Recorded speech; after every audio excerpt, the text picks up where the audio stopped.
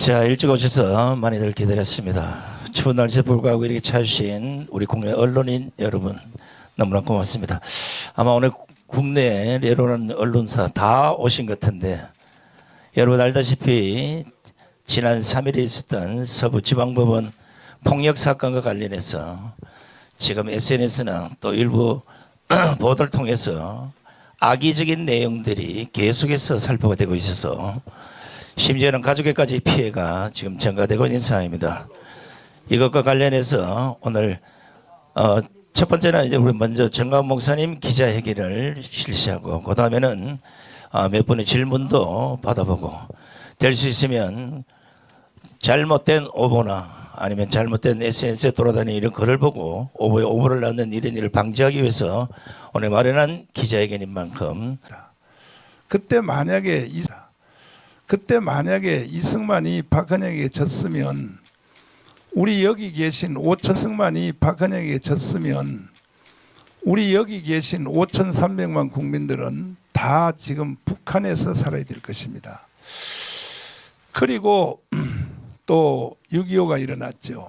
6.25 일어났는데 6.25도 미군들 때문에 잘 극복을 해서 완전 통일은 못됐지만은 또 그나마 미군들 때문에 현재 휴전선 상태가 유지가 되어서 우리는 조국 대한민국을 누리게 되었고, 4.19가 있을 때도 4.19 학생들이 3.15 부정선거를 항의하여 학생들이 희생이 많이 됐죠. 거의 뭐 정확한 숫자는 모르지만 160명 가까이가 수유리에, 저는 수유리를 지나갈 때마다 항상 거기 들려서 목념이라도 하고 지나가고 있습니다. 4.19의 학생들이 일어나서 이승만 대통령이 하야하게 되었고, 그리고 이기붕 그리고 박마리아가 처형되었고, 그리고 이제 정권이 바뀌게 되었고, 정치 체제도 다 바뀌었습니다. 내각제로 다 바뀌었고, 다 극복을 해왔습니다.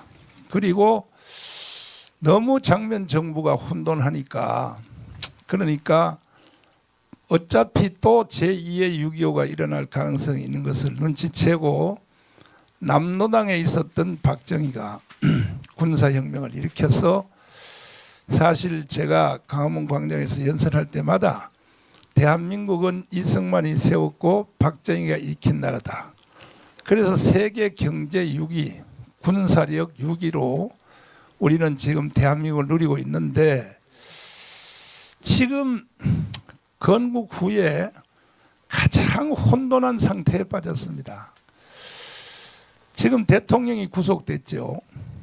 대통령이.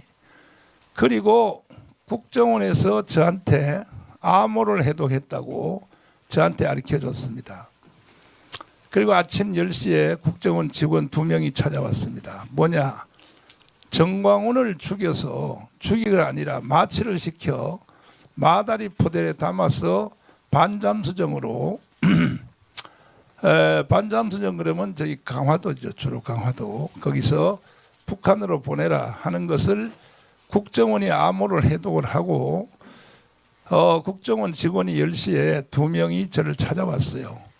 그래서 제가 말하기를 그랬습니다. 저는 하루라도 속히 죽는 게 소원이다. 이 가문 운동을 제가 7년 해봤는데 보통 힘든 게 아닙니다. 그래서 나는 한나라를 간 것이 좋으니까 하는 말이, 목사님은 하늘나라 좋은 데 갈지 몰라도 목사님이 없으면 나라는 바로 망합니다. 그러니까 이제 윤석열 대통령을 감옥에 가두고 지금 북한이 저를 노리고 있습니다. 그래서 노리고 있는데, 그러면 이제 뭐 전체를 대한민국을 장악하는 것으로 이렇게 생각을 하고 있지만, 그러나 북한이 대한민국 국민들을 너무 얕보고 있는 것입니다. 지금 부정선거를 통하여 국회 야당이 192석을 점령해서 뭐 이거는 이 대통령 이상의 권세를 행사하는 거죠. 뭐 다 탄핵시키고, 그 다음에 뭐 그거 다 뭐 말할 것도 없습니다.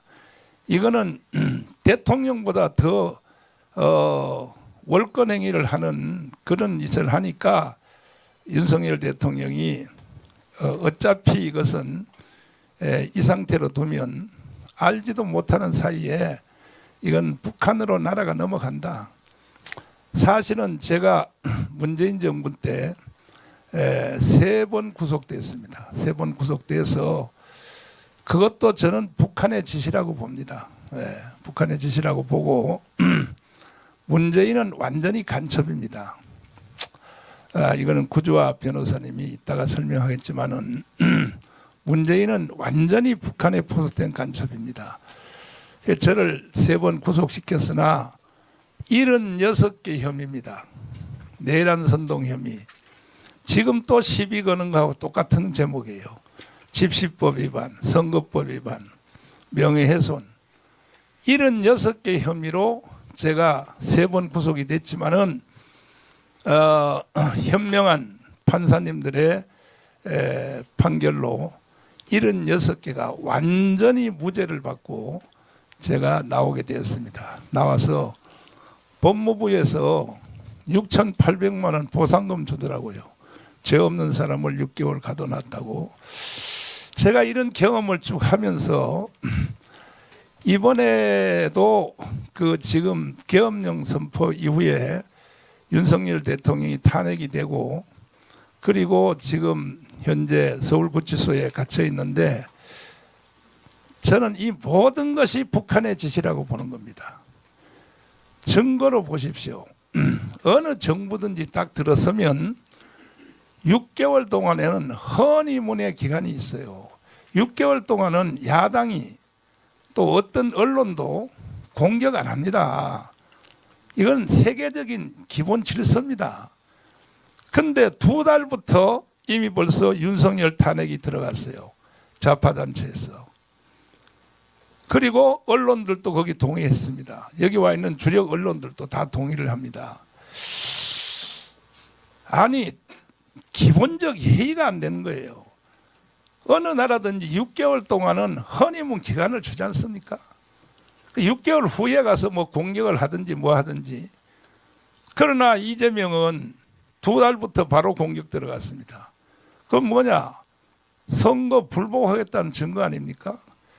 192회 했습니다. 192회 오늘까지 192회의 집회를 하면서 윤석열 탄핵이 되었고 오늘 여러분들이 관심 있는 것은 뭐냐 하면 제가 그 광화문 집회를 7년을 주도해 왔는데 저는 단 한 번도 그 사건 사고 없이 했습니다. 한 번도 사건 사고 없이 했고 절대로 우리는 무력이나 폭력이나 민노총처럼 경찰을 때리거나 절대로 그렇게 하면 안 된다. 이걸 계속 강조했고 제가 문재인 정부와 싸울 때도 심지어 뭐 UDT 그다음에 북파공작원 뭐 그다음에 공수특전단 이런 예비역들이 저한테 찾아와서 아니 목사님 뭘 그렇게 힘들게 그 애국운동을 하십니까? 우리가 들어가서 청와대 들어가서 할 수 없이 불쌍한 청년들 경호원들 10명은 희생이 돼야 되니까 그리고 문재인 가서 딱 죽이고 자기도 자살하고 죽겠다고 하는 사람들이 300명 가까이 찾아왔어요 저한테. 그래서 제가 가문 운동하는 것보다가 그 300명들을 말리는데 더 힘들었어요 사실. 절대 그렇게 하면 안 된다. 왜 그렇게 하면 안 되느냐 하면 노무현을 안 봤냐? 문재인을 죽이면 문재인이가 부활해버려. 그리고 다시는 정권을 잡을 수가 없어. 그래서 내가 그들을 말리느라고 심지어 저 모 단체에서는 M16 총을 2정을 가져오고 실탕 3,000발을 가지고 와가지고 나 그 사람이 누군지 지금 잊어먹었는데 자기가 결행해서 말이야 완전히 문재인 죽이겠다 이제 이렇게 했는데 내 이런 사람들을 말리는 것이 가문 운동하는 것보다 더 힘들었습니다. 그 이유는 내가 왜 말렸느냐? 노무현을 보면 모르냐고요. 노무현 거 다 망했었는데 자살하니까 부활해 버리잖아요. 부활. 그래서 저는 이 정치 세계에 대해서 관심이 많기 때문에 절대로 그렇게 하면 안 된다. 우리는 정상적인 비폭력으로 그리고 정상적으로 정권교체를 해야 된다 해서 사실 언론 여러분들이 동의할지 모르지만은 우리는 가문운동을 7년을 함으로 최고의 결실을 윤석열을 대통령을 만들었습니다. 그리고 정권 교체를 우리는 이루어내었습니다. 이게 바로 우리는 비폭력으로 해낸 것입니다. 선거 방법을 통하여. 그런데 지금 와서 또 다시 뭐 서울 경찰청에서 뭐 특별수사팀을 만들어서 정강훈을 체포한다, 뭐 구속한다 하는 이 신호탄은 김민석 최고의원이 내가 워싱턴에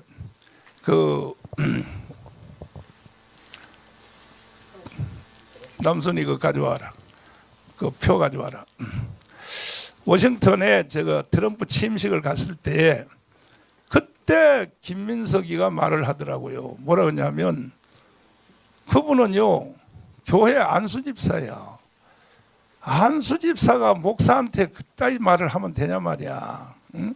교회 질서에 따라서도 다른 사람을 시키든지 차라리 말이야. 응? 뭐라 그랬냐? 인터폴에 신고하여 체포하겠다. 정광훈을. 김민석 의원님께 내가 물어보겠습니다. 당신이 인터폴을 가지고 노나요? 그거는 뭐냐? 나를 협박하는 겁니다. 협박을. 뭘 협박했냐? 날 보고 한국에 들어오지 말란 얘기죠. 한국에 들어오지 말라고 협박한 걸로 보입니다. 저는. 그러나 저는 당당히 김포공항에 체포될 각오를 하고 김포공항에 들어와서 내가 기자회견을 하게 되었습니다. 그래서 지금 그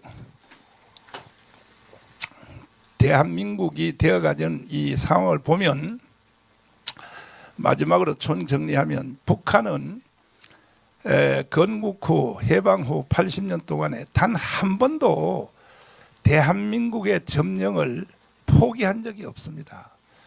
그런데 지금 이제 거의 아마 건국 후 해방 후에 가장 큰 위기가 지금 닥쳐왔습니다. 한번 여러분 돌이켜 보시죠. 역사를. 1, 2, 4군 부대 아시죠? 박정희 대통령을 죽이려고 내려온 김신조 부대. 아웅산 알지요? 전두환 대통령을 죽이려고. 이 국가의 정상을 죽이려고 하는 이것이 북한에 계속되어 왔습니다. 그러나 그때마다 하나님이 보호해 주셔서 기적같이 살아났고, 지금 현재도 지금 윤석열 대통령이 서울구치소에 갇힌 것은 저는 배후의 최후의 배경은 제 경험상 저를 그렇게 한다고 했으니까, 그래서 국정원에서 암호를 해독했다니까요. 정광훈을 마취시켜 마다리 푸대 담아서 반잠성으로 보내라. 그러니까 이제 이것도 지금 윤석열 대통령 감옥에 가둔 것도 전부 저는 북한을 대변하는 이 북한의 앞잡이들이 이렇게 하고 있다고 생각합니다. 자, 보십시오. 지금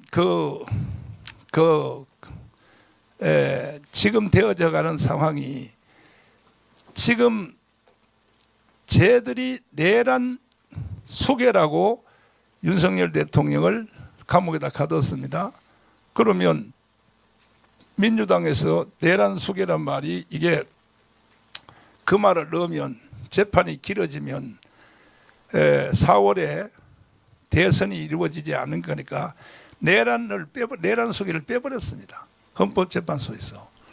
그러면 내란 수괴 때문에 모든 것을 윤석열 대통령 감옥에 가뒀으면 내란 수개를 민주당에서 빼버렸어요.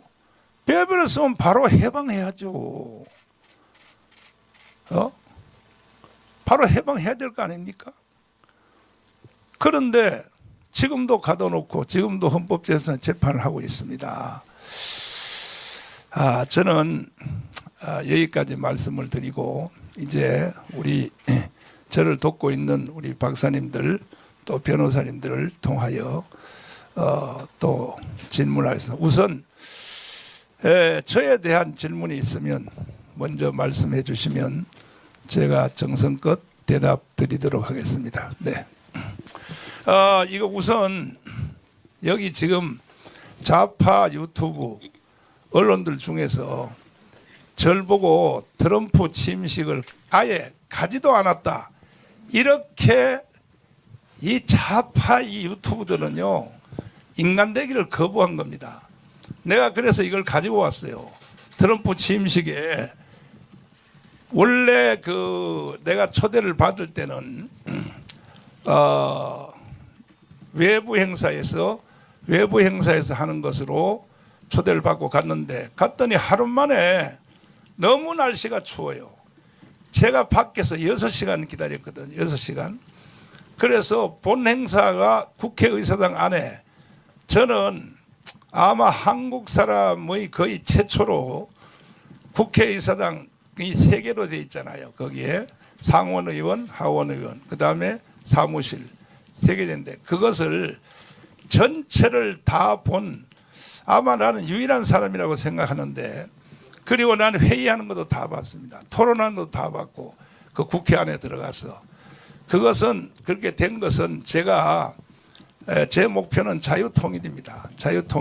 통일 안 하면 안 됩니다. 2,500만 북한의 국민들이 거대한 요독 수용소에서 갇혀 있는데 탈북자 34,000명이 넘어왔지 않습니까? 한국으로. 근데 그들의 증언을 들어보면 북한이 인간이 살 수 있는 나라가 아니라고 다 증언합니다. 그리고 특별히 지금 오늘 사태 일으킨 것도 북한의 간첩들입니다.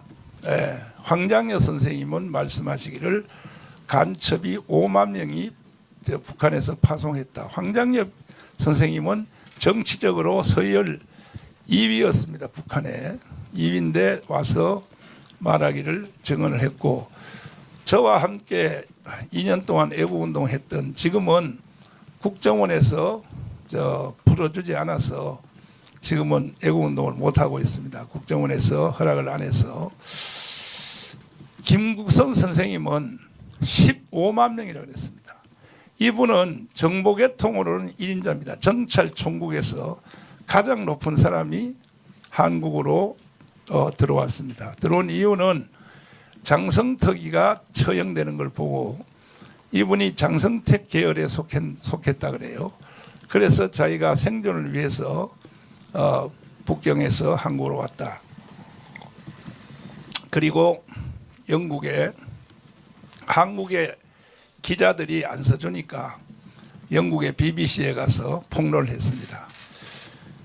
간첩이 문재인 정부 때입니다. 청와대도 들어가 있다. 국방부에도 들어가 있다. 이걸 BBC에 가서 폭로를 다 했습니다.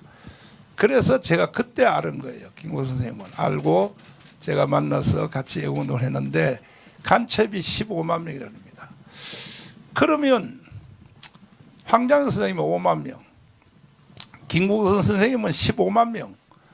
그럼 15만 명이면 가족들에게도 자기가 간첩이라는 걸 말하지 않습니다. 그러면 제가 볼 때는 거의 한 500만 가까이가 간첩 세력과 함께 움직인 걸로 보고 저는 그렇게 해석을 합니다. 그래서 대한민국이 지금 위기가 왔고 윤석열 대통령이 체포되어서 감금이 되었고 그 다음에 이제 저를 노리고 있는데 저는 절대로 체포할 수가 없습니다. 왜? 이미 벌써 2019년도에 저를 똑같은 제목으로 내란선동, 집수법 위반, 선거법 위반, 명예훼손 이런 6개를 가지고 다 무죄를 받고 나왔는데 지금 또 똑같은 제목으로 나를 또 내란선동 혐의 이걸로 또 고발을 했거든요.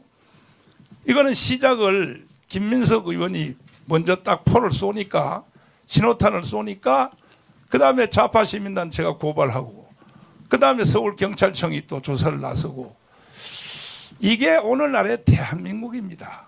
자, 여기까지 말씀 내가 너무 길게 말씀드렸는데 자, 그러면 그 질의응답을 네. 아마 정광훈 목사님에 대한 엄혜성 글이 많이 돌아다녀서 묻고 싶은 게 많을 텐데 오늘은 서부지방법원 폭동사건과 관련해서 좀 질문을 해주시고요. 이후에 다른 사안들은 다시 또 기자회견을 통해서 여러분들 알려드릴 테니까 오늘은 죄송하지만 서부지방법원 폭동사건 관련해서 궁금한 거 있으면 소속과 이름을 밝히시고 직접 질문해 주시기 바랍니다. 예, 저지. 입니다. 어쨌든 서부지방 폭동을 선동했다는 소속이 어디시라고? 예. 저 어디? 시사인의 이은기라고 하고요. 그 서부지방 폭동을 선동했다는 혐의 자체는 부인하시는 건지 다시 여쭙고요. 그리고 저항권 이야기 계속 하셨는데 무슨 근거로 저항권 요건을 갖췄다고 보시는 건지 궁금합니다. 일단은 저항권에 대해서는 일단은 그 우리 김학성 교수님이 헌법학자인데 저는 개인적으로 대한민국의 헌법학자 제1호라고 생각합니다. 그래서 그 우리 김학성 교수님이 설명을 해주시고 그 다음에 서부지법에 대한 그 사건에 대해서는 제가 대답하는 것보다가 실제 경험한 신혜식 대표님이 오셨으니까 일단은 김학성 교수님부터 먼저 국민 저항권에 대해서 설명을 한번 해주시겠습니다. 네. 아마 저희가 오늘 준비한 것은요, 김민석 최고에 대한 반박, 두 번째는 서부지방법원과 관련돼서 선동이 아니라는 것, 세 번째는 일반 변호사의 설명이 있겠는데요. 제가 김민석 최고에 대한 반박은 유인물로 다 준비가 됐는데 나중에 다 하나씩 배포가 될 것입니다. 김민석 최고에 대해서 반박하기 전에 이 제목을 부터 보면 내란 선동 혐의란 말을 쓰고 있는 것인데 여러분 기자분들한테 제가 단언코 말씀드리지만 내란이라고 하는 것은요 대법원 판례가 되면 비상계엄이 해제가 되면 내란은 일체 종료가 된다고 돼 있어요. 그 이후에 어떤 행위도 내란 관련된 이 단어가 등장할 수 없다는 점을 다시 한번 제가 강조해 드립니다. 만약에 그런 말을 쓸 수 있다면 지금 전광훈 목사님이 폭동을 통해서 체제 전복을 준비하고 있고 그것을 전제로 선전선동을 했다라고 한다면 새롭게 그 단어가 가능하겠지만 이미 다 끝나버린 행위에 대해서 선전선동이라는 단어는 성립할 수 없다는 사실을 제가 강조하고 김민석 최고위원에 대해 제가 반론을 하도록 하겠습니다. 문장이 간단해요. 먼저 풀 텍스트를 제가 빨리 읽고 한 줄씩 제가 반박을 할 것입니다. 특별히 전광훈 집회의 책임을 엄정히 짚을 때가 되었습니다. 탄핵 반대 집회에 동원 알바비 지급을 공언하고 공수처 인근 분신 사건 후에는 효과 있는 죽음의 기회를 주겠다고 망언했고 서울구치소에서 윤석열을 강제로 데리고 나와야 한다고 선동하고 서부지법 앞으로 모이자고 주도했습니다. 무엇보다 헌법을 부정하고 폭력을 조장하는 국민 저항권이라는 해괴한 개념을 내세우는 것은 반국가 세력 척결을 내란의 명분으로 삼았던 윤석열과 똑같은 가짜 자유민주 파쇼 논리입니다. 자유민주주의를 파괴하고 폭력을 조장하는 정광훈식 극단주의가 민주헌정의 새로운 최대 위협 요인입니다. 이게 김민석이가 발언한 내용입니다. 간단히 보겠습니다. 첫째 센텐스를 보면 반대 집회에 동원 알바비 지급을 공언하고 했는데 저희는 알바비 지급을 공적으로 약속한 바가 없습니다. 현재 광화문의 탄핵 반대 집회에 참석하는 모든 분들은요 다 자기 비용으로 참여하고 있는 것으로 제가 알고 있습니다. 1회 참석에 약 5만 원 정도가 드는데 차비 2만에서 3만, 식대 1만 헌금 1만 원 정도, 통상 5만 원 정도를 본인이 자비 부담으로 탄핵 집회에 참석하고 있다는 사실을 제가 분명히 밝혀드리는 것입니다. 명백하게 거짓으로 김민석이가 선동하고 있는 것이죠. 두 번째, 공수처 인근 분신 사건 후에는 효과 있는 죽음의 기회를 주겠다고 망언했다라는 것이 김민석의 발언인데 자살한 분이 우연히도 목사님이시기 때문에 우리 전 목사님께서는 위로는 하지만 전 목사님은 분향소 설치 자체도 금하시고 계십니다. 자살은 지옥에 가는 것이기 때문에 귀한 자신의 생명을 버려서는 안 된다고 늘 강조하시는 분이 전광훈 목사님이시고요. 특히 좌파들은 사람이 죽을 경우 그 죽음을 이용해 극단적 행동을 벌이는 것과는 지금의 광화문 애국 세력의 운동은 엄청난 차이가 있다는 사실을 제가 분명히 하고 있는 것입니다. 허위 사실로 명예훼손을 하지 말기 바랍니다. 세 번째, 서울구치소에서 윤석열을 강제로 데리고 나와야 한다고 선동하고 이런 말을 썼는데, 이 말의 워딩은 천만이 모여서 한 마음이 된다면 대통령이 억울한 구속에서 벗어날 수 있다는 의미로 이 문장을 해석해야 되는 것이지, 강제로 데리고 나와야 한다는 것으로 볼 수가 없는 것입니다. 여기서 김민석의 문해력이 얼마나 부족한지를 알 수가 있는 것입니다. 네 번째, 서부지법 앞으로 모이자고 주도했습니다 라는 문장이 있는데, 그날은 서부지법에서 구속영장 발부가 예정되어 있기 때문에 영장 발부 반대 집회를 서부지법 앞에서 모여서 한 것에 불과합니다. 참고로 헌법상 보장되는 집회는요, 항의 대상 장소를 집회자들이 언제 얼마든지 선택할 수 있다는 것을 여러분이 분명히 아시기 바라요. 항의 장소, 거기를 우리가 선택해서 할 수 있단 말이죠. 서부지방법원에서 영장 발부가 예정돼 있으니까 당연히 서부지방법원 앞에 가서 집회와 시위를 하는 것은 너무나 지극히 당연한 것입니다.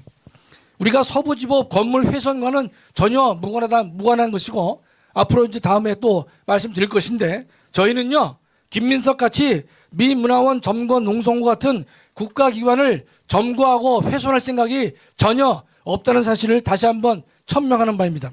또 무엇보다 헌법을 부정하고 폭력을 조장하는 국민 저항권이라는 해괴한 개념을 내세운 것은, 정말 제가 살다가 이런 말 처음 들어봐요. 제가 30년 넘게 대학에서 헌법 강의를 했고 40년 넘게 헌법 공부를 했지만은 김민석의 무지가 여실히 드러난 대목입니다. 국민 저항권은 뭐냐? 헌법을 부정하는 것이 아닙니다. 파괴된 헌정 질서를 회복하기 위한 국민의 기본권이 되는 것이고, 이 저항권은 국민의 기본권을 넘어서 인간의 권리다, 이렇게 우리가 학자들은 다 보는 것입니다. 따라서 이 저항권은 헌법에 근거가 있다고 해서 발동되는 것도 아니고, 없다고 발동할 수 없는 것도 전혀 아닌 것이다. 하늘이 준 천부인권의 가장 대표적인 케이스가 저항권이 되는 것이기 때문에, 만일에 국가 불법이 자행됐을 때는 누구도 저항권을 할 수 있는 것이고, 언제든지 할 수 있는 것이고, 어디서든지 발동할 수 있는 것이 하늘이 준 국민에게 기본적인 권리가 저항권이다. 다시 한번 제가 강조를 드리는 것이에요. 사이로에 대해서. 법과대학 2, 3학년 학생이면 알 수 있는 헌법의 기초 이론에 불과한 것입니다.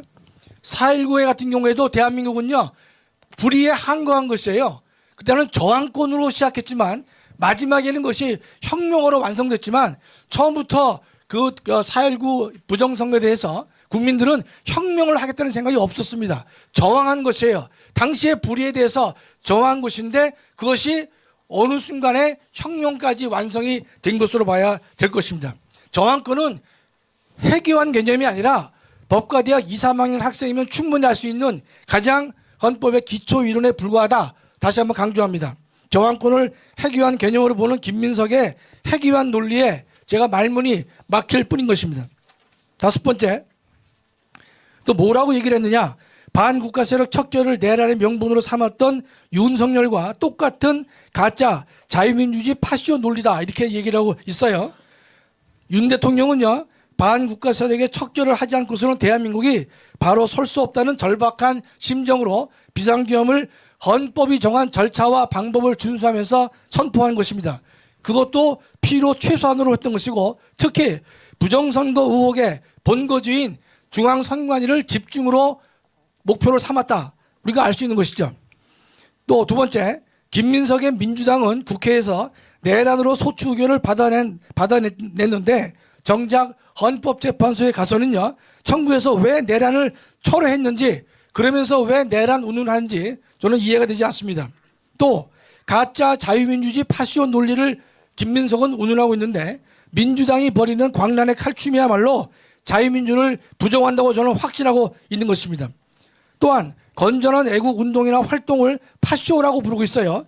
파쇼라는 단어는 주체 사상을 신봉하는 주사파들이 자유민주주의를 공격하기 위해서 주로 사용되는 용어인 것이지 통상의 정상적인 자유민주주의 국민들 사이에서는 파쇼라는 단어를 금기어로 생각하고 있는 것입니다. 그렇다면 김민석이가 파쇼라는 용어를 쉽게 사용하는 것을 보니까 주사파를 추종했던 김민석이 아직도 구태를 벗지 못하고 반국가 세력인 주사파를 추종하지 않나 의심이 드는 것입니다. 마지막으로 김민석은 자유민주주의를 파괴하고 폭력을 조장하는 정광훈식 극단주의가 민주헌정의 새로운 최대 위협 요인이다 이렇게 말을 마치고 있는데 다시 한번 강조하지만 광화문 애국 세력들이 6년에서 7년간 광화문에서 엄청난 대규모 집회를 매주 가졌지만 단 한 번도 폭력 사고를 일으킨 바가 없다는 사실을 확인시켜 드립니다. 또한 폭력을 조장하고 실행에 옮기는 것들은요 민주노총의 단골 메뉴라는 사실을 여러분이 잘 아실 겁니다. 또 전광훈식 극단주의라는 말을 쓰고 있는데 무엇을 가지고 왜 극단주의라고 하는지 본인도 제대로 이해하지 못하지 않나 생각되는 것이고 저 같은 건전한 상식을 가진 사람에게도 이해를 하지 못하게 되는 것입니다. 제가 어제 밤새 생각해 보니까 이 극단주의라는 단어는요 자신이 속해 있는 민주당의 이재명의 일극 체제를 말한다면 극단주의라고 본다면 볼 수 있다라고 제가 밤에 다시 정리를 하게 되었습니다. 이 김민석은 거대 야당의 뒷배를 믿고 마구잡이로 힘없는 선량한 국민의 표현의 자유와 행동의 자유를 강력하게 위협하고 있다는 사실입니다. 누가 자유민주주의를 훼손하고 있는지 우리가 분명히 봐야 될 것입니다. 만일 이재명의 힘이 약해지면 또 누구에게 빌부터 자신의 특기인 철새가 될지 궁금하기 짝이 없는 것입니다. 잘 아시죠? 김민석이가 철새라는 별명은 다 이렇게 알려져 있는 것이고 그는 노무현이 약할 때 정몽준으로 간 것이 저는 기억날 뿐인 것입니다. 이상은 김민석 최고가 우리를 예컨대 또 정광훈 목사님을 비판하는 뭐 극단주의다, 저항권 어떻다 이렇게 한 얘기를 제가 풀 텍스트를 가지고 제가 구절구절 말씀을 드렸습니다. 필요한 자료는요 다 준비되어 있기 때문에 기자들은 나중에 한 분씩 가져가시면 좋겠습니다. 감사합니다. 김민석 최고위원님에게 제가 제안합니다. 언제 어디서 어떤 방송사에든지 저하고 공개 토론 한번 합시다. 내가 제안했습니다. 공개 토론 안 나오면 당신이 하는 말은 다 거짓말로 저는 그렇게 취급을 하겠습니다. 그리고 지금 서울경찰청에서 그 서부지법 폭동 사건을 계속 연결하려고 특수팀을 만들어서 진행을 하는데 여기에 대해서는 우리 신혜식 대표님이 거기서 앞에서 이끌었기 때문에 설명을 해드리도록 하겠습니다. 네. 자, 그날 서부지방법원 앞에서 직접 집회를 주도하고 또 해산 명령까지 본인이 다 했기 때문에 그 사정을 누구보다 제일 잘 알고 있기 때문에 우리 신혜식 대표에게 직접 한번 들어보겠습니다. 예, 기자 여러분들 뭐 잘 아시겠지만 1월 18일 서부지법 사건과 관련해서는 저희 대국본 그리고 집회를 주도했던 신혜한수 팀은 전혀 관련이 없습니다. 그날 광화문 집회에서 서부지법 앞까지 행진이 됐는데 이 행진은 당일 12시경 경찰과 협의하에 이동하게 됐습니다. 4시에 집회가 종료되고 바로 서부지법으로 이동을 했는데 저는 그 전날부터 이 서부지법 앞에 집회에 대해서 문제를 경찰 측에 제기해 왔습니다. 미신고 집회고 집회가 과격해지고 있다. 계속 경찰에게 전화를 해서 문제 제기를 했고 통화 내역과 녹취록까지 갖고 있습니다.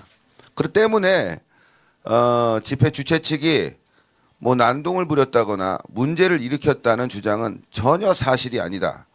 16일부터 미신고 집회가 계속되었고 17일 저는 직접 경찰 측에 이게 심각해질 것 같다. 문제가 많다라고 전화를 했고 또 이와 관련된 녹취록까지 저한테 있습니다. 경찰은 문제를 알고도 방치를 한 것이죠.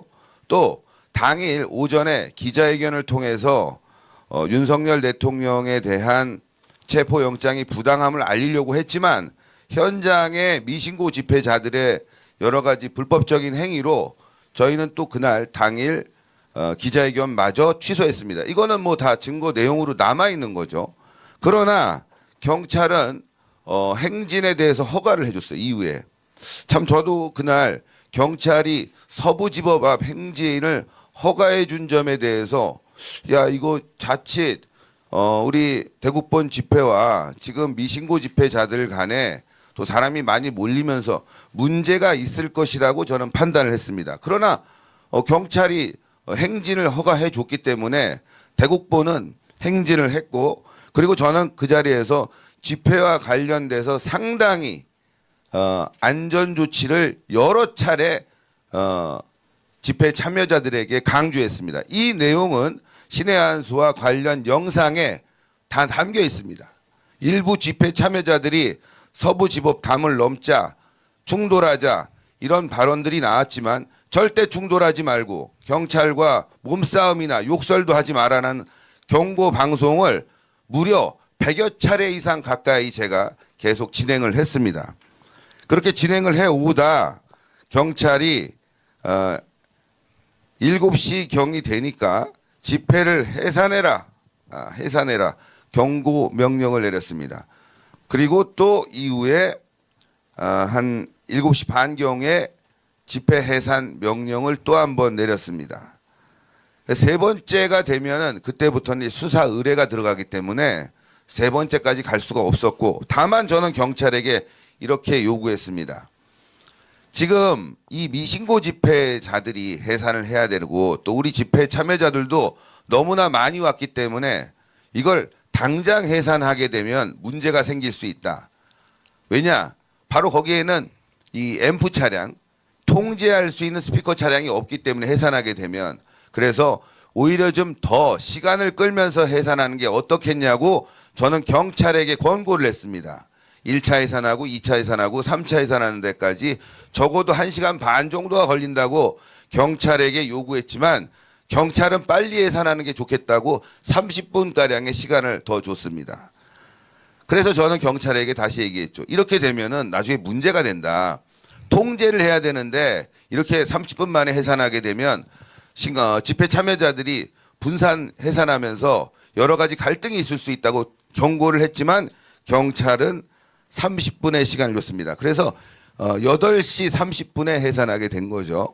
그리고 저희는 경고 방송을 또 했습니다. 해산하면서도 남아서 끝까지 상황을 지켜보실 분들도 계시겠지만 우리는 윤석열 대통령의 체포와 구금이 부당하다.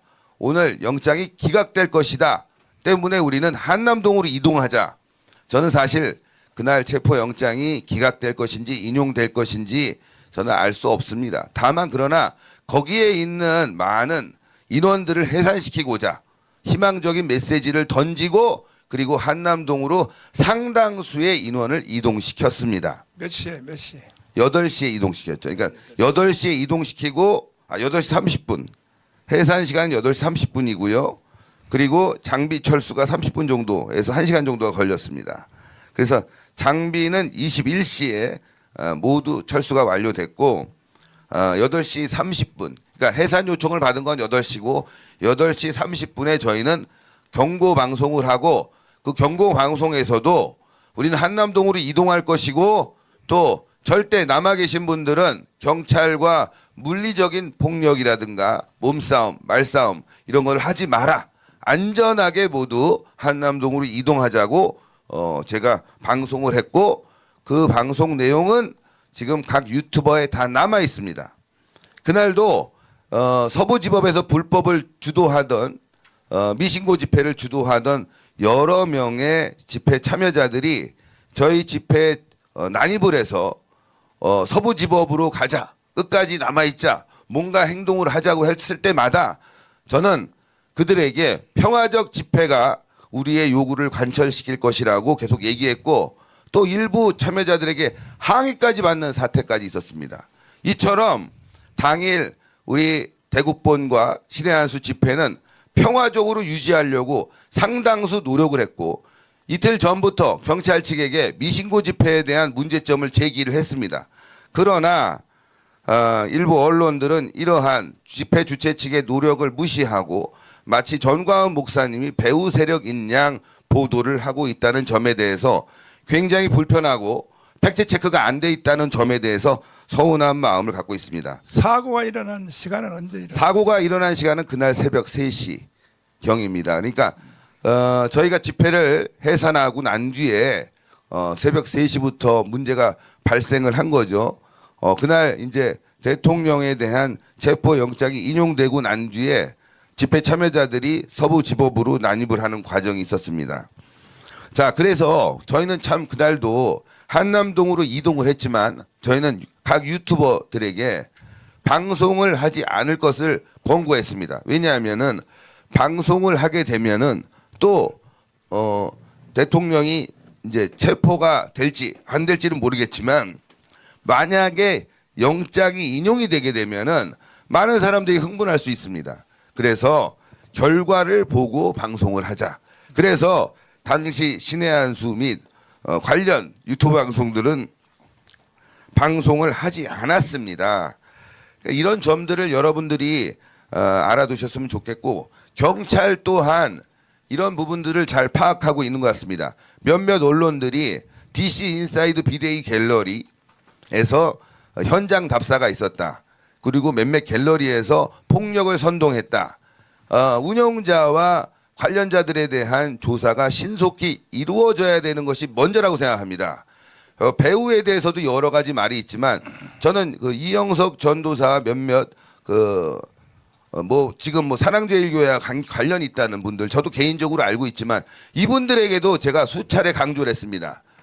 서부지법 앞으로 가지 말고 우리 집회에 참여해 주시고 한남동으로 이동해야 된다고 수차례 강조했음에도 불구하고 이분들의 개인적인 행동으로 일탈행위로 문제가 생긴 것입니다. 그리고 한남동 집회에서도 저희는 평화를 계속 강조했지만 일부 불법 폭력 집회 주동자들이 한남동 집회를 가두리 또 콘서트 웅변대회로 폄하하는 등 이 서부지법 사태에 대한 그 밑바닥을 그려가는 세력들이 있었습니다. 그게 바로 비데이 갤러리, 국민의힘 비데이 갤러리, DC 인사이드 아시죠? 거기 박광배 그리고 목격자 K, 권유 이 자들은 경찰이 살인을 했다. 뭐 이런 식으로 선동을 하고 우리는 평화 집회는 필요 없다. 평화 집회가 아닌 행동으로 보여줘야 된다고 계속 강조해 왔습니다. 이들에 대해서도 신의 한수와 대국보는 문제가 있다는 점을 수차례 방송을 통해서 알려왔습니다. 그럼에도 불구하고 계속 전광훈 목사님을 배후 또 폭력 집회를 선동한 부분으로 지금 보도가 되고 있는 점은 굉장히 오해가 있고 착각이 있다. 또 하나는 박근혜 대통령 탄핵 때도 단두대를 세워서 박근혜 대통령을 탄핵시키라고 했고 또 이번에도 민노총 등 탄핵 찬성 시위대는 윤석열 체포조를 결성해서 사적 제재를 가하려고 했습니다.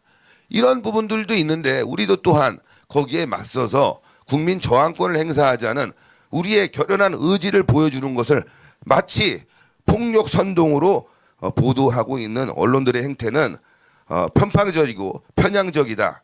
문제를 좀 바로 잡아줬으면 좋겠고 앞으로도 관련 내용에 대해서 저희에게 물어보신다면 저희가 평화 집회를 계속 주장했고 또 불법 미신고 집회를 한 자들에 대한 정보까지 다 있기 때문에 이런 부분들에 대해서 여러분들이 연락을 주시면 저희는 성심성의껏 자료를 제공하도록 하겠습니다. 이상입니다.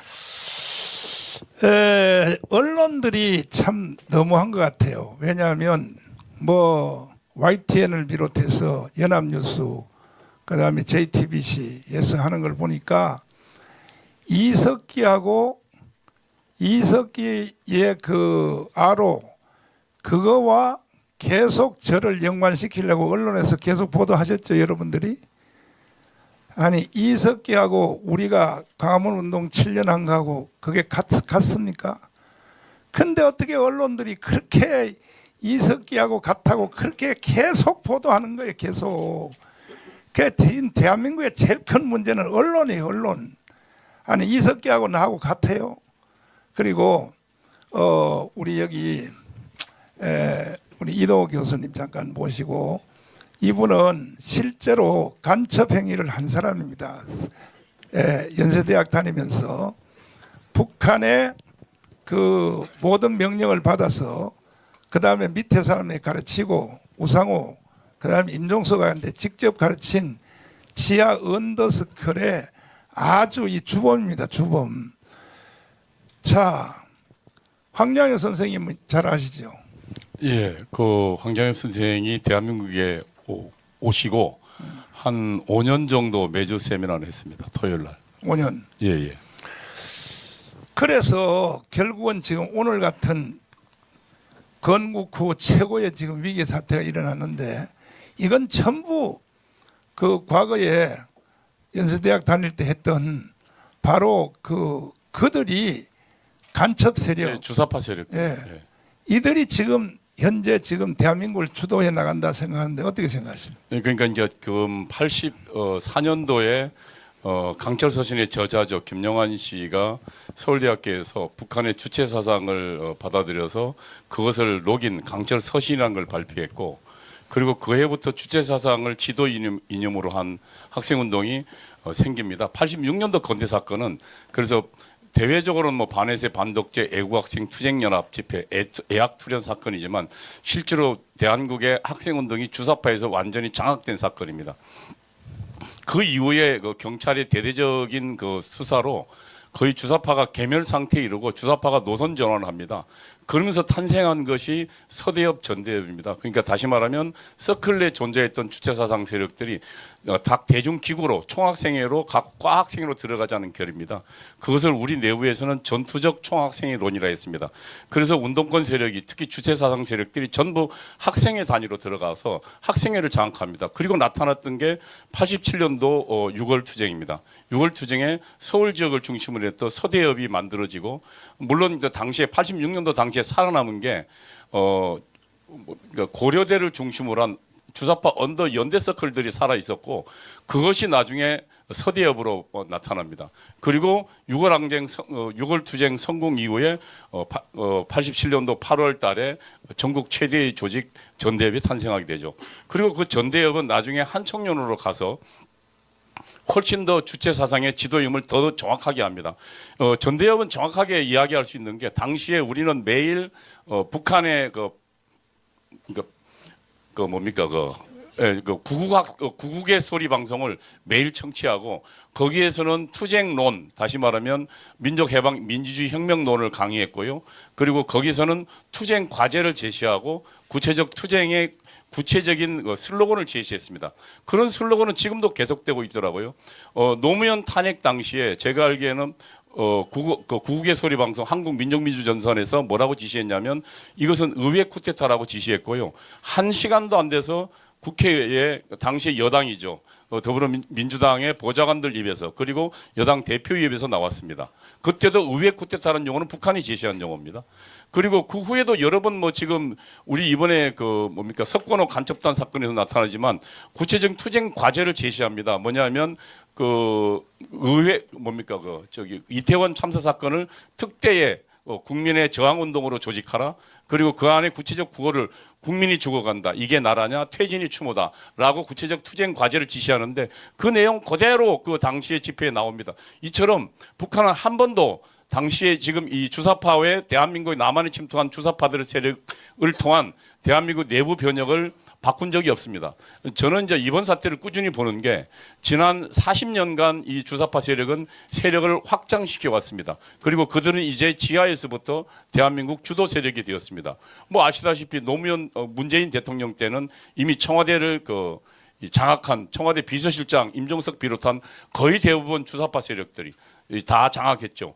그리고 또 하나 지금 민변 같은 경우도요. 그리고 또 하나 법원에도 들어갑니다. 법원에 들어간 많은 사람들, 우리법 연구회 같은 세력들이 주체 사상과 직접적 연계되어 있거나 혹은 우호 관계에 있습니다.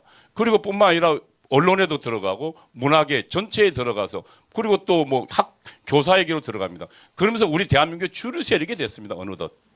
그리고 지금은- 그것이 지금은 누가 주도하는가 그것만 얘기. 지금 그 이야기를 좀 제가 해보겠습니다. 우선 이재명 씨의 탄생은 성남에서 시작됩니다. 당시 성남은 우리 운동권의 그러니까 주사파 운동권의 성지 같은 곳이었습니다. 성남의 우리 운동권 주력의 대부분이 많이 들어갔고 거기에서 그 당시에 성남 지역을 장악하고 있던 이석기 세력과 만납니다.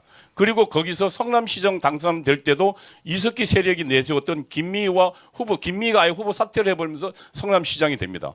그리고 성남시장이 당선된 후에는 성남시의 거의 대부분 인수위원회를 완전히 경기동부연합 이석기 세력이 장악합니다. 그리고 나중에 이들은 경기도지사로 가고 그리고 대통령 후보로까지 갑니다. 여당에. 당시에 우리 충북 동지의 사건 아시지만 거기에 지령문에 이렇게 그러니까 통보문에 이렇게 나옵니다. 보도문에. 북한에 보낸 겁니다. 이재명 씨가 대통령 후보가 될 수 있도록 북한에서 지원해달라. 그리고 그 지원은 현실화됐고 이재명 주변에 한총련, 경기동부연합 그리고 온갖 주사파들이 다 거기에 모였습니다. 그래서 그걸로 통해서 대중 세력도 있었죠. 그걸 통해서 후보가 됐고 그리고 그 후보가 된 사람이 지금 현재 그러니까 야당의 완전 주도권을 장악하고 있는 것입니다. 저는 이번 사건이 이재명 뒤에 있는 이석기의 난이다. 저는 이렇게 생각합니다. 자, 이제 또 개인적 질문을 받기 전에 구조화 변호사님 어디 가셨나? 네.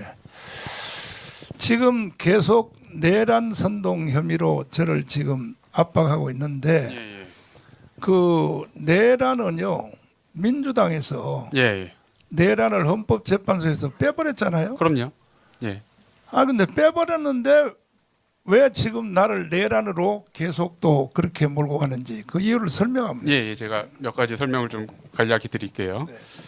지금 이제 서부지법 사태 때문에 정광훈 목사님에 대해서 내란 선동이라고 고발을 한 것으로 알고 있습니다. 저는 정광훈 목사님 변호인 구조화 변호사입니다. 이게 될 수 없는 이유를 법적으로 그리고 사실적 측면에서 설명을 드릴게요.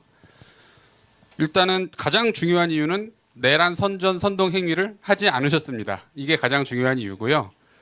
자, 법리적으로 봐도 어떤 내란 선동 행위가 있었다면 그 선동 행위에 의해서 내란을 일으킨 사람이 있어야겠죠. 근데 누가 내란을 일으켰죠? 서부지법 사태에서 아무도 내란을 일으키지 않았고요.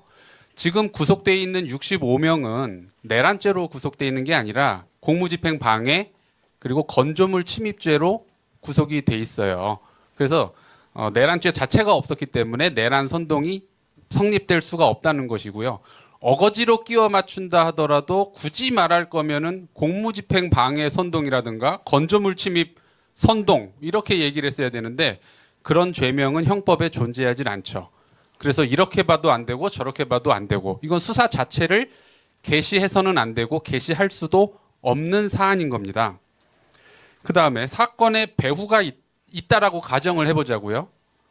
그러면 이 서부지법 사태 일어나고 1월 18일 이후에 2, 3일 내로 그 배후가 이미 다 밝혀질 수밖에 없습니다. 왜? 핸드폰 다 뺏었잖아요.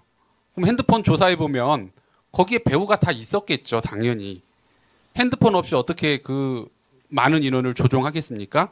그런데 아직까지도 경찰은 배후가 누군지 전혀 입도 뻥끗 못하고 있어요.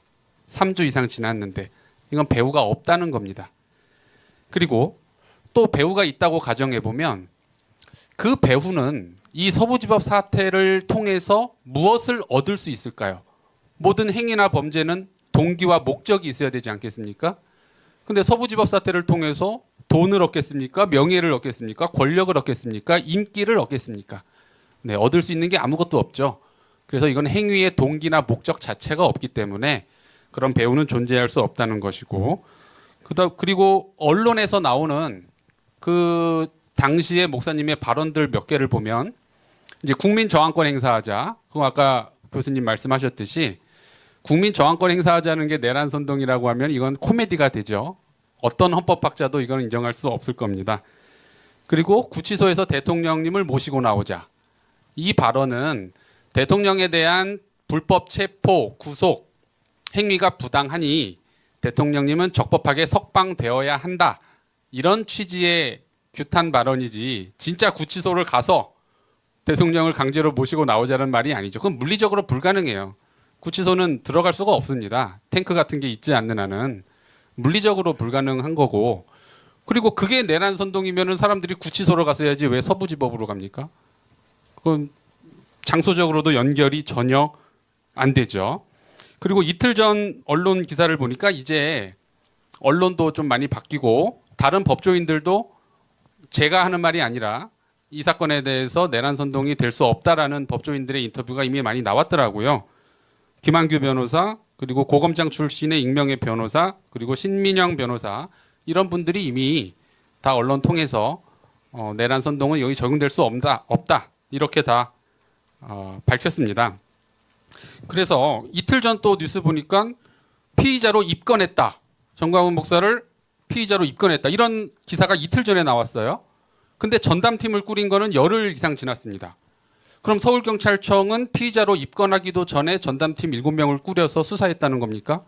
이거 불법 수사죠? 그래서 만약에 이런 사실이 또 드러난다면 여기에 대해서도 책임을 물을 수밖에 없습니다. 그리고 진짜 내란범은 누굽니까? 진짜 내란범은 여러분 다 아시다시피 공수처장 오동훈, 그리고 서부지법에서 불법 체포 구속영장을 발부한 이순영 판사, 차은경 판사, 그리고 이거를 부추긴 이재명 대표와 더불어민주당 국회의원들이 진짜 내란범이죠. 이미 다 고발이 들어가 있고, 이분들이 왜 내란범이냐? 아니, 대통령, 헌법기관인 대통령에 대해서 강압에 의해서 전복시키려고 했잖아요. 공수처는 내란죄 수사권이 없는 거 다 아시죠? 공수처는 여기에 대해서 빠져나가기 위해서 인지수사를 했다라고 합니다. 직권남용으로 수사하다가 내란죄를 인지하게 됐다. 아, 이게 알고 보니 직권남용이 아니라 내란죄구나. 하지만 이거는 너무 납득할 수 없죠. 계엄 이후, 계엄 바로 다음 날부터 바로 내란죄라는 말이 전국에 다 퍼졌는데 어떻게 내란죄 수사가 인지수사가 되겠습니까? 그래서 수사 자체가 불법이기 때문에 여기에 대해서 위법 수사, 그리고 위법한 영장을 발부한 판사들이 진짜 내란범입니다. 네. 자, 시간 관계상 저희들은 3.1절까지 국민 저항권을 극대화하여 이 대한민국을 새로 개조하지 아니하면 이번에 윤석열 대통령이 살아서 돌아온다 해도 한번 생각해 보세요.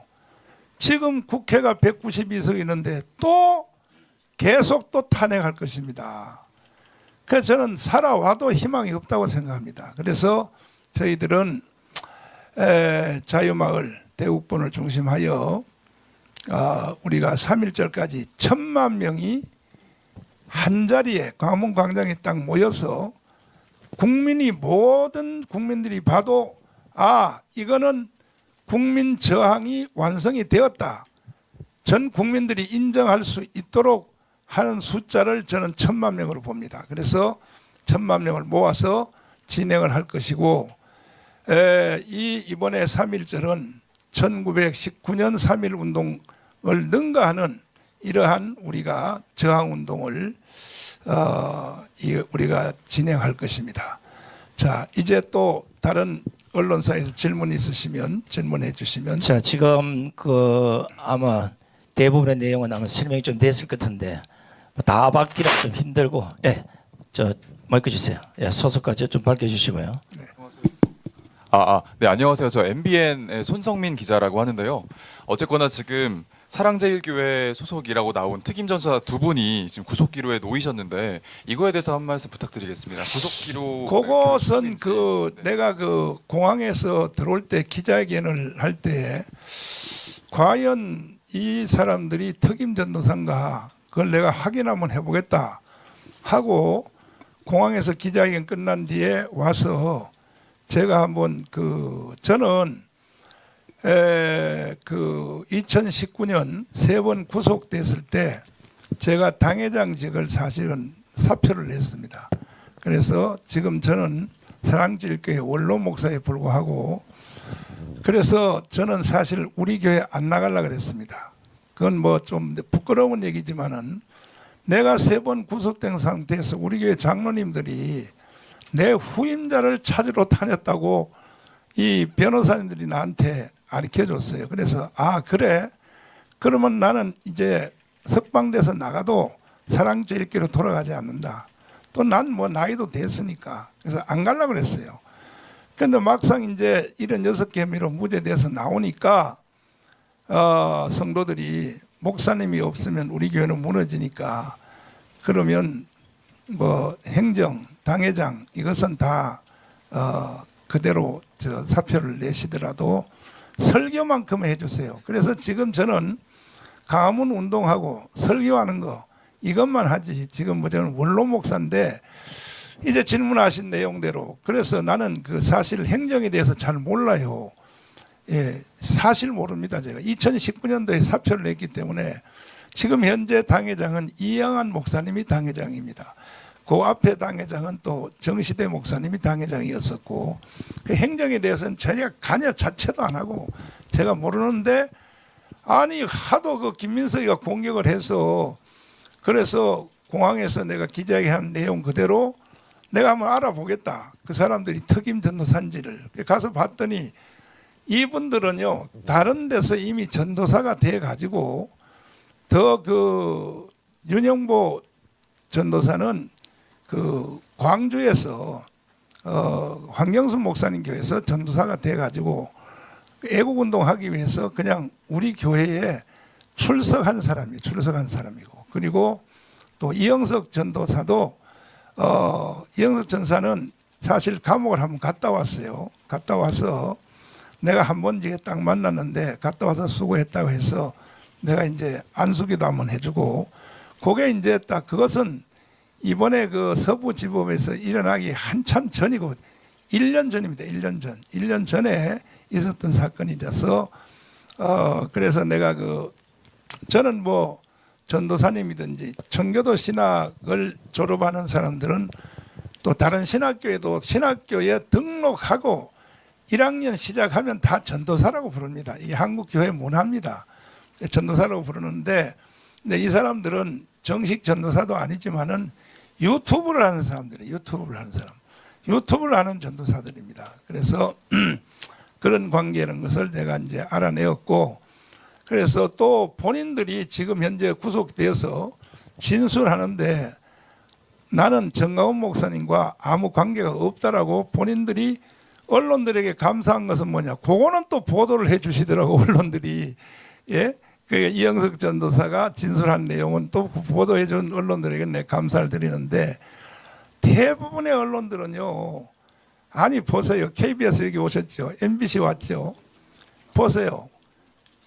일개 종교인을 1년에 40분 이상을 편집해서 정가훈의 사생활 탐구 심지어 SBS는 제가 깜빵에서 있는 데서 깜빵에도 텔레비 나와요. 보니까 세상에 정강훈이가 가짜 신학교를 만들어서 세상에 가짜 목사를 만든다고 MBC가요 30분 이상을 보도하더라고 저를요.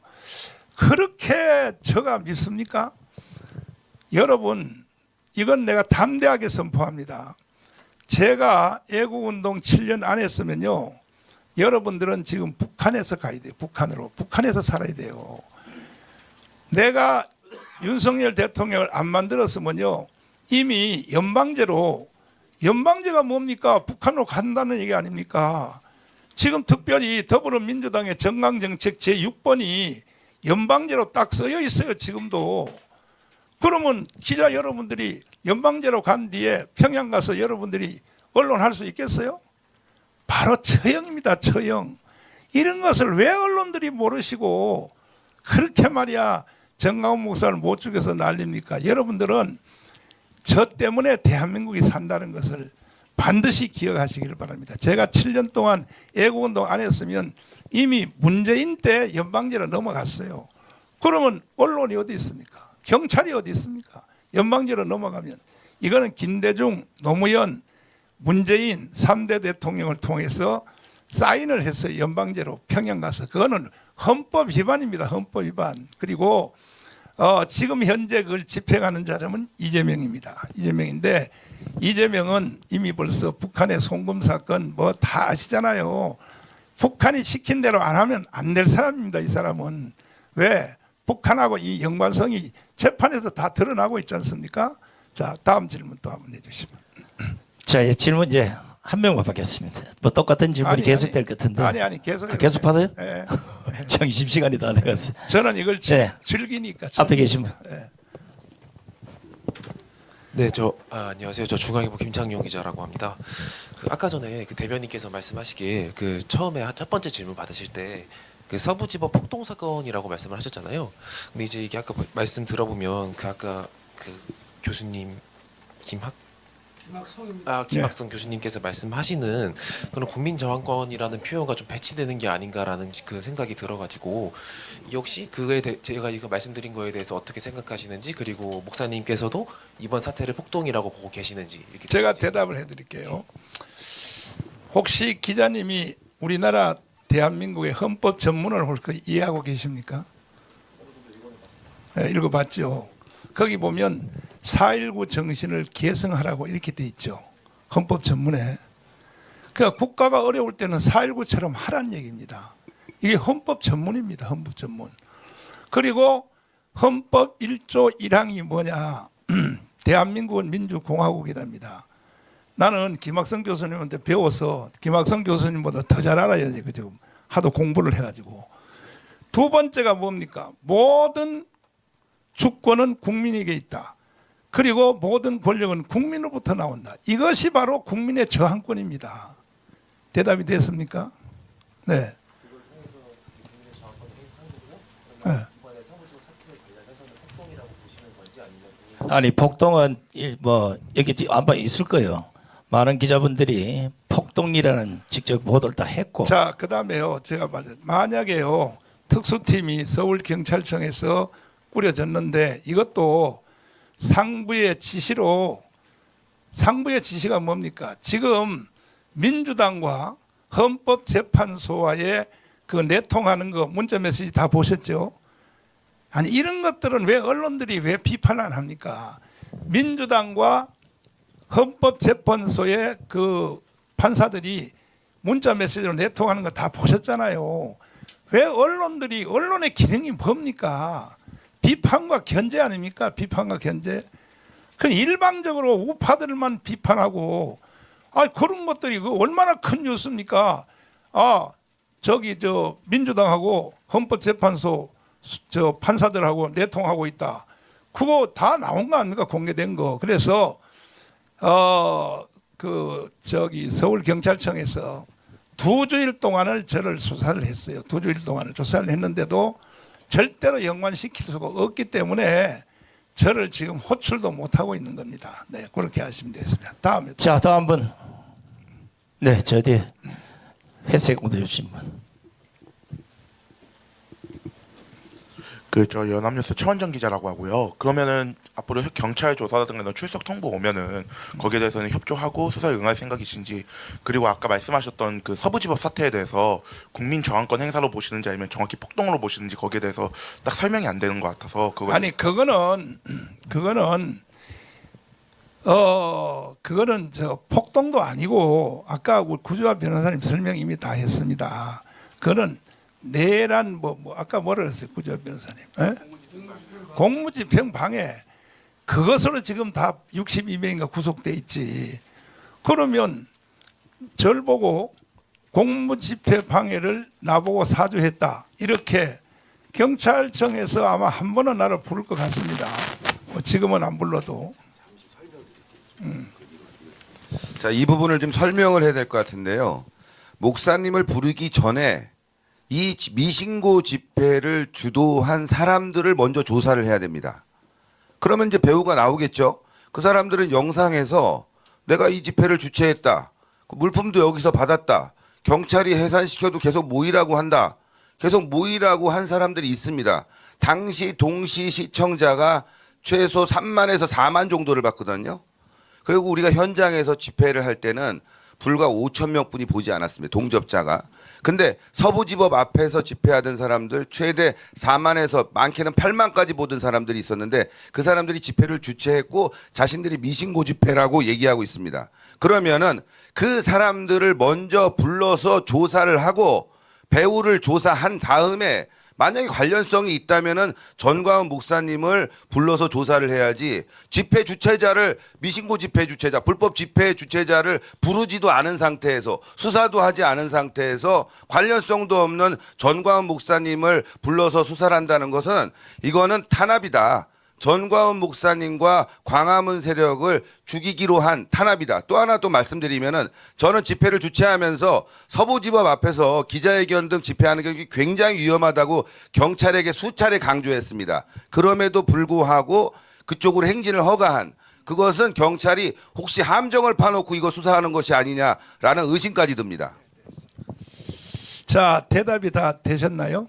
그래서 아까 말한 대로 내란 선동은 이거는 그 계엄령이 끝난 시간에 내란 선동은 끝난 겁니다. 내란이라는 말은 끝난 것입니다. 그래서 구조화 변호사님 말한 대로 뭐 불법 침입죄 뭐 그런 걸로 이제 구속이 됐는데 저는 언제든지 부르면 가야죠.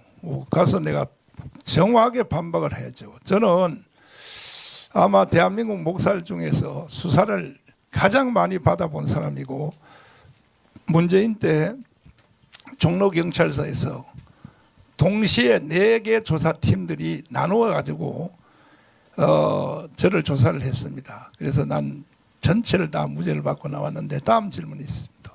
자, 이거 부연 설명 좀 할게요. 지금 서부지법 폭동 갖고 지금 계속 물어보는데 이 인터넷에 한번 찾아보세요. 서부지법 폭동 치면 여기 있는 언론사가 다 전부 제목을 이래 달았어요. 몇 번만 아마 안 단 것 같은데 여기 보십시오. MBC 서부지법 폭동 녹색 점프, JTBC 단독 서부지법 폭동 사랑제일교회, 더 팩터 경찰 서부지법 폭동 99. 다 먼저 언론이 여기다가 폭동이라고 아직 가정하라고 적어놓고 지금 시작하는 거예요. 이거부터 여러분들이 수정을 해야라고 제가 하는 거예요. 죄송하지만 저도 한때 언론밥을 먹었기 때문에 우리가 돼서 제가 말씀을 드리는 겁니다. 이거 지금 예. 표현을 그런 게 아니고 이 지금 제목이 이래 나와 있기 때문에 예. 아니지 이게 폭동이란 아닌데 예. 아니 그게 그런 의도가 아니고 들어보세요. 자 꼬투리 부지 마시고 그런 게 자, 아니고 들어보세요. 지금 저에 대해 악의적인 보도한 사람들 제가 다 고발할 겁니다. 언론사들 다 고발할 겁니다. 특별히 이석기 운운하고 이석기 전법으로 뭐 했다 이렇게 보도한 언론들은 반드시 내가 이 고발을 할 것입니다. 뭐 무죄가 되든 안 되든 저희들은 고발할 것입니다. 왜?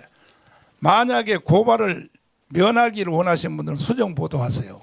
이석기와 같다. 정강훈이가 이석기와 같다. 이렇게 보도한 언론들은 수정하면 그리고 사과 방송 해주면 내가 용서하겠습니다. 안 그러면 반드시 고발할 것입니다. 다음 질문 더 해주세요. 예 저쪽에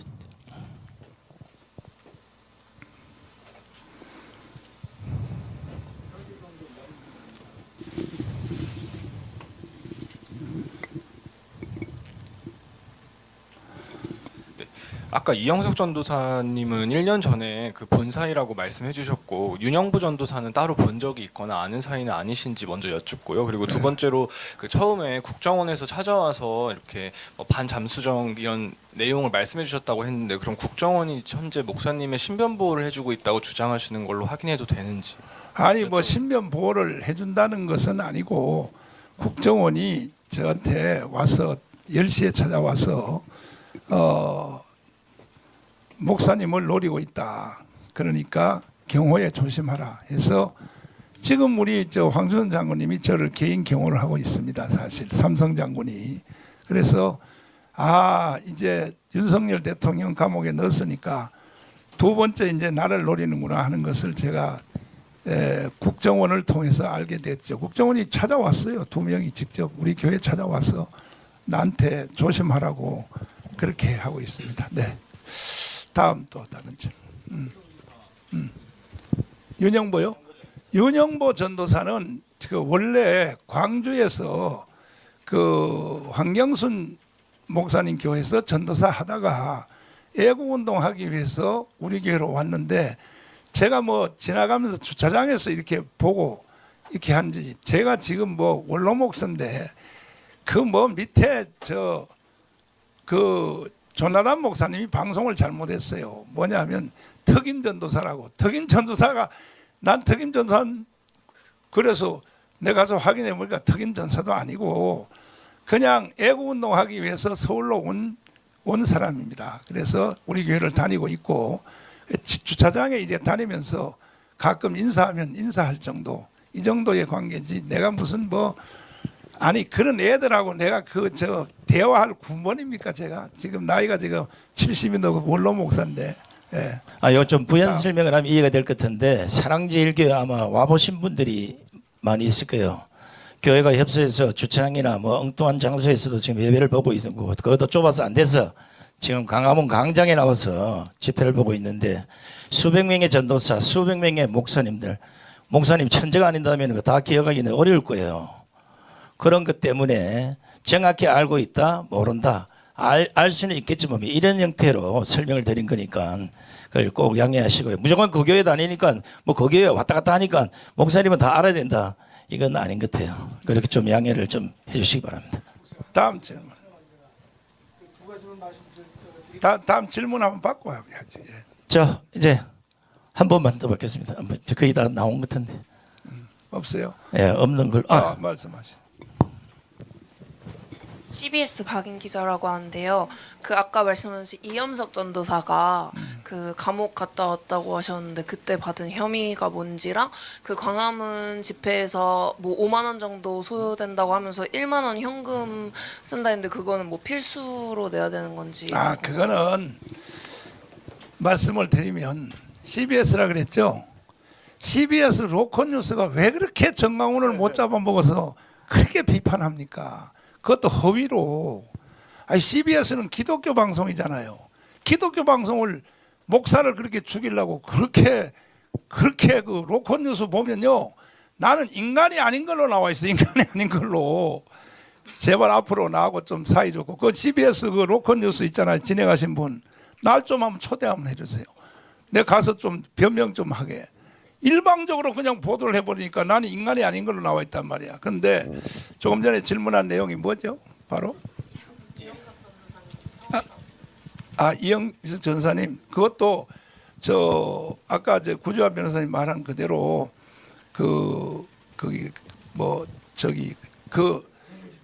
공무 집회 방해 그걸로 돼 있습니다. 그걸로 돼 있기.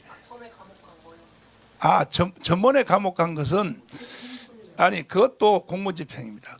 그거는 우리 교회를 재개발해서 불법으로 우리 교회를 점령하려고 6번 시도를 했어요. 그러면 우리 교회 성도들이 2만 명인데 아니 자기 교회를 84억에다가 우리 교회 한번 와보십시오. 그게 84억밖에 안 되는가.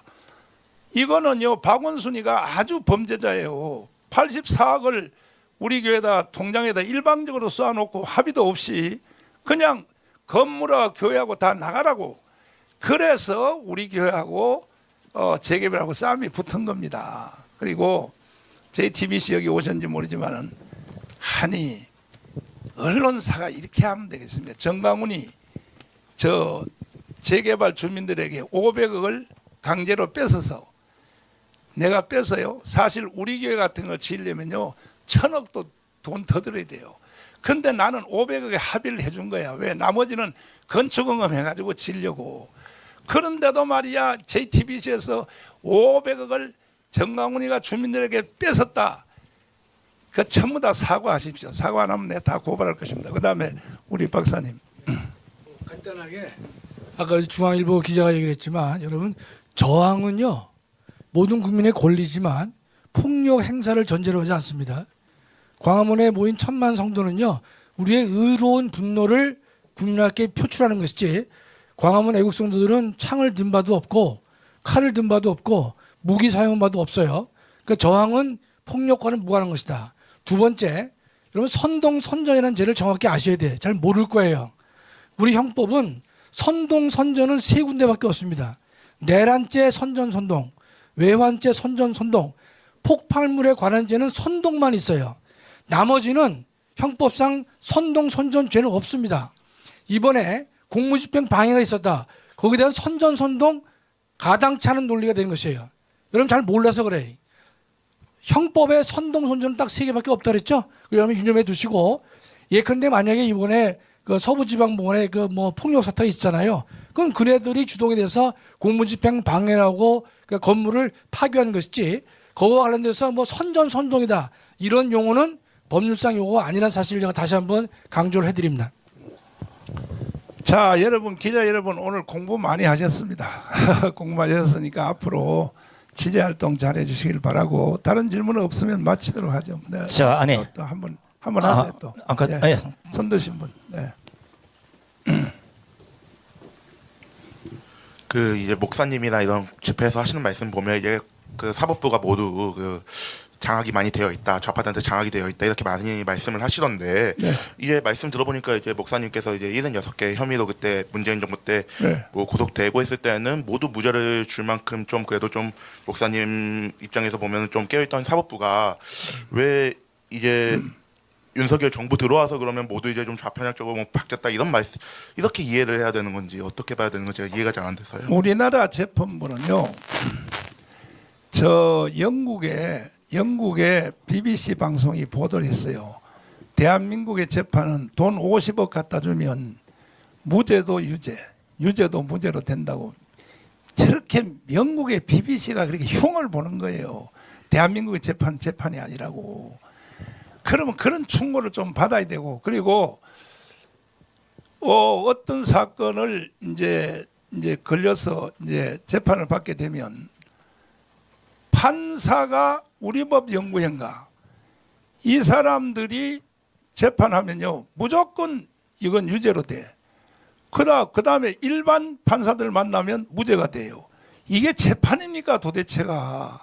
그러니까 나는 이게 사법부도 이미 벌써 주사파에게 난 넘어갔다고 생각하는 거예요. 내가 재판을 제일 많이 받아본 거예요. 목사로서는 제일 많이 받아봤고, 수사도 내가 수백 번 받아봤는데 지금 대한민국이 참 완전히 무너진 것은 정말 경찰, 아니 이번에도 지금 저 윤석열 대통령 헌법재판소 재판하는 과정을 내가 다 지켜봤는데, 내가 보니까요 군대도 무너졌고 경찰도 무너졌고, 아니 대한민국의 경찰이 제1번이 뭡니까?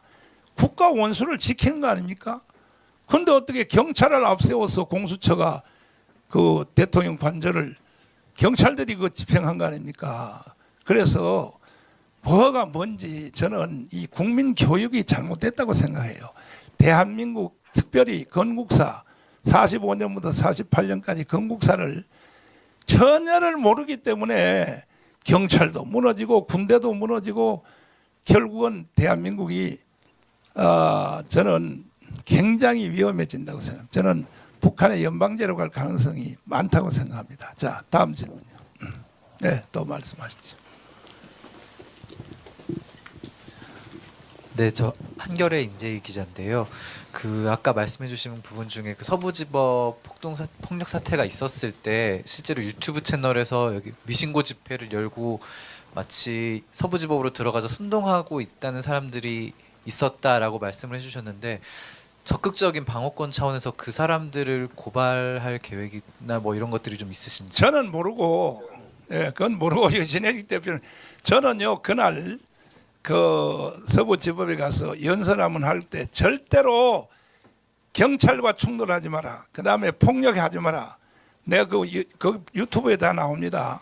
내가 그걸 경고하고, 저는 몸이 안 좋으니까 바로 연설 끝나고 왔고, 그리고 그 다음날 우리는 또 트럼프 대통령 취임식에 가야 되기 때문에 저는 바로 빠져나왔어요.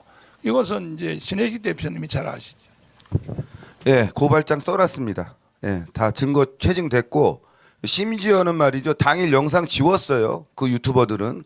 근데 이게 문제가 될 거라고 생각해서 저는 전날부터 영상 다 다운로드 받아놨습니다. 일부러. 미리 준비를 해놓은 거예요. 이거 심각해지겠다. 그래서 영상 다운로드 다 받아놨고 그리고 관련 자료들 다 채증해놨고 그래서 고발장도 다 이미 써놓은 상태입니다. 다만 경찰이 고발하기 전에 불러야 되는 거 아닙니까? 뻔한 거잖아요. 조사를 하면 다 나오는 내용입니다. 그 사람들이 미신고 집회를 했고 선동을 했다는 걸 나오고 다 나오는 상황인데도 불구하고 아직도 그 미신고 집회 주최자들을 조사 안 한다는 거는 전광훈 목사님을 음해하고자 전광훈 목사님을 걸고 넘어지려고 혹시 언론 플레이를 경찰이 하고 있는 것이 아닌가를 의심하고 있어요. 그래서 일단 기다려 볼 겁니다. 경찰이 만약에 그자들을 조사나 수사를 하지 않는다면은 저희가 고발장을 써놨기 때문에 바로 고발장 제출하겠습니다. 제가 내란 선동 혐의를 했다 해도 무죄예요. 왜? 나는 2019년도에 이게 공식 메뉴야 메뉴. 내란 선동, 집시법 위반, 선거법 위반, 명예훼손.